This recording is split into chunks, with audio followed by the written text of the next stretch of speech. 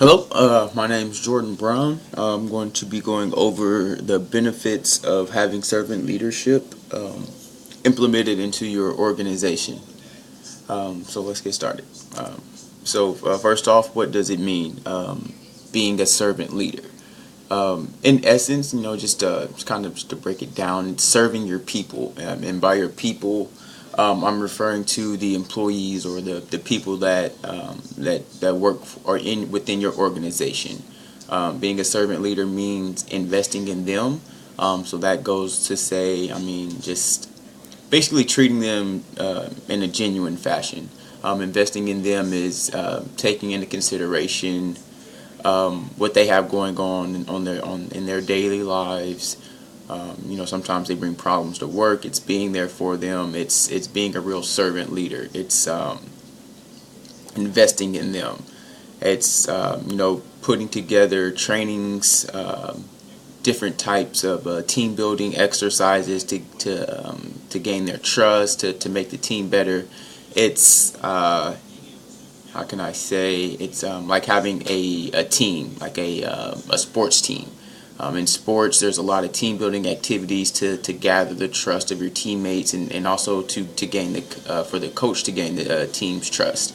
And that's exactly what servant leadership is. It can be directly related to sports. I always think of it as abiding by the golden rule, which is treat others the way you would want to be treated. So as a servant leader, as someone in a position of power at your organization, you want to treat the people that are technically under you, which they report to you as people. You're not better than them in any way. You're just in a higher position, and that's how you need to go about being a servant leader. It's not you in a management position in a dictator style Hitler type leader. It's a more of a you're there for the people. It's like being a president, but in a smaller capacity. Also, there are 10 characteristics of a servant leader. So things you want to look for when you're hiring for management positions or just positions within your company. Period. Because remember, you're growing your people. So the people that you hire that come in on the entry level are going to be managers and supervisors and higher up positions later on in their careers if they choose to stay. So of those 10 characteristics, as you can see, listening, empathy, healing, awareness, persuasion, conceptualization, foresight, stewardship, commitment, and building the community.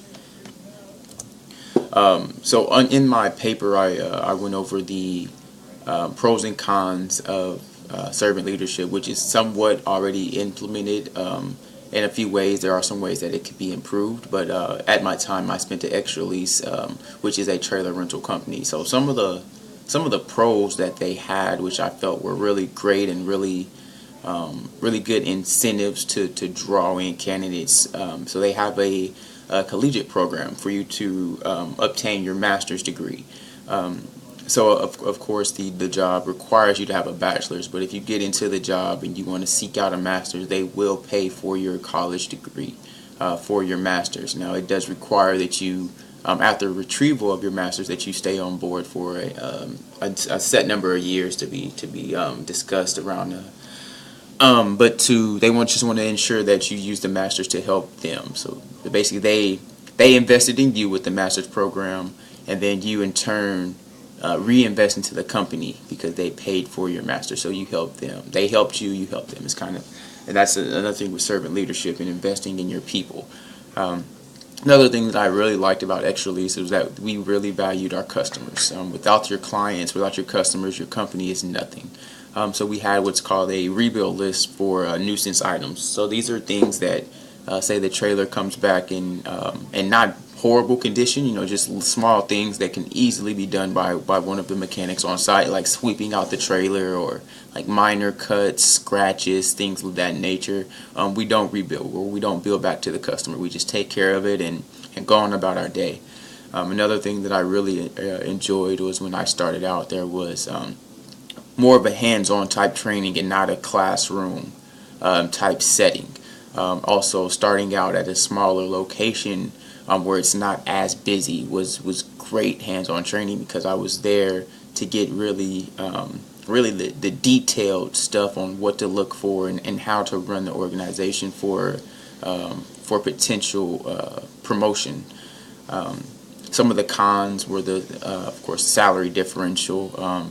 Once you come in, you're pretty much stuck at the salary you're at unless you are promoted. There's no pay scale, no yearly increase in pay or anything like that. You're stuck at a salary until you get that promotion, if you get that promotion. Another con of the job was the promotion potential. So it's not so far or so much as everyone gets promoted eventually. It's basically a who you know type thing, whereas you don't even apply for a promotion. They pretty much just pick you out of a bunch, and the promotions come by just branch managers and area managers and regional managers basically just having a discussion on who they believe is ready, and then giving them say a more of a test run to see if they are ready to run the organization, which I feel like you should be able to apply, and it shouldn't be based off of what others think, that not necessarily what they think, but everyone should get a shot at a promotion. You shouldn't be able to just pick out 3 people. Also, the hands-on training starting at a larger location would be, I feel at least, detrimental to the trainee, because at a larger location it's a lot more busy. Like, say for example in Houston, where they see maybe 50 to 60 check-ins a day, as opposed to Oklahoma City, who sees maybe about 10 to 15 a day. So the difference in the training and what you're able to retain is dependent upon which location you start out as. Implementing servant leadership into your organization. So it's been proven to reduce turnover rate and absenteeism. Also, it increases morale. Now, it does take a commitment to implementing this. It's not something that happens overnight. And hurry sickness is just that. It's hurrying up to wait. It's not having patience. So it's going to take real commitment from both the people in your organization and the company itself, the organization itself, to really implement this and to get it right, so that you're not having to go back in later on and restructure your organization again. And I just listed a few companies that are already using servant leadership, and 3 very successful companies. Chick-fil-A, of course, Best Buy, UPS. These are just organizations that already have servant leadership and that are successful with it. Oops. And then the last slide, what will it cost me? And I just say, what will it cost you if you don't do it? How much money and time do you keep spending on hiring new people and people not showing up and having to retrain and things of that nature? It'll cost you a lot more to keep doing that, as opposed as it will for you to implement this servant leadership style management to decrease that and improve your overall workplace environment. And of course, another question: how long will it take? And with that, I just simply say, how long do you expect to be in business? Servant leadership is something that is growing more and more steam, if I will, and becoming more frequently used in a lot of these organizations. And these are businesses that have been around for a while and do see the pros of having servant leadership and what it can accomplish and what it embodies within your organization.